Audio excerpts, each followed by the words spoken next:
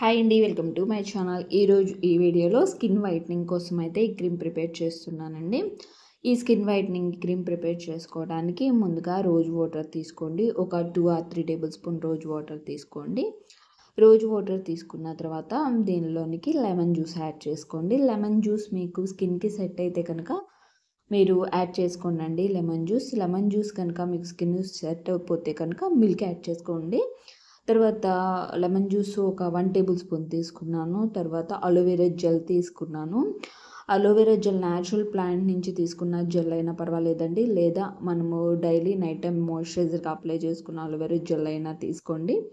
ఒక 1 table spoon తీసుకోండి. తర్వాత టర్మరిక్ తీసుకుంటున్నాను. పసుపు కొంచెం క్వాంటిటీలో తీసుకోండి. మనకి ఇవి యాడ్ చేసుకున్న తర్వాత turmeric, rose water, aloe vera gel add చేసుకున్న తర్వాత అలోవెరా జెల్ బాగా కరిగేంత వరకు కూడా మిక్స్ చేసుకోండి. తర్వాత ముల్తానీ మట్టి తీసుకున్నాను. ముల్తానీ మట్టి మీకు లేకపోతే కనుక దీని ప్లేస్లో ముల్తానీ మట్టి ప్లేస్లో శనగపిండి తీసుకోండి. బేషన్ 2 or 3 టేబుల్ స్పూన్ అయితే తీసుకోండి. తీసుకున్న తర్వాత బాగా మిక్స్ చేసుకోండి. క్రీమ్ అయ్యేంత వరకు బాగా మిక్స్ చేసుకోండి. ఈ విధంగా మిక్స్ చేసుకున్న తర్వాత దీనిలోనికి ఒక 1 టేబుల్ స్పూన్ నేను కోకోనట్ ఆయిల్ యాడ్ చేసుకున్నాను.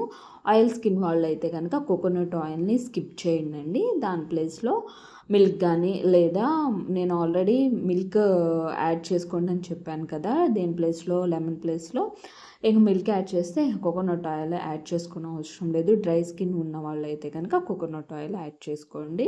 ఈ విధంగా బాగా క్రీమ్ అయ్యేంత వరకు మిక్స్ చేసుకున్న తర్వాత ఫేస్ మొత్తానికి కూడా అప్లై చేసుకొని ఒక 30 minutes ఉంచండి. 30 నిమిషాలు ఉంచిన తర్వాత నార్మల్గా వాటర్తో క్లీన్ చేసుకోండి. ఈ విధంగా డైలీ అప్లై చేసుకోండి. స్కిన్ వైట్నింగ్ అవుతుంది.